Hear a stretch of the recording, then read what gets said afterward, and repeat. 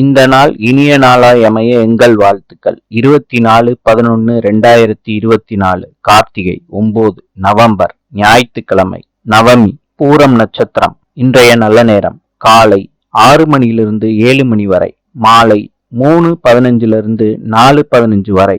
கௌரி நல்ல நேரம் காலை 10:45 11:45 வரை, மாலை 1:30 2:30 வரை.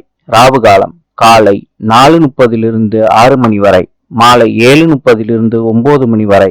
யமகண்டம் காலை 12 மணியிலிருந்து 1:30 வரை, மாலை 6 மணியிலிருந்து 7:30 வரை.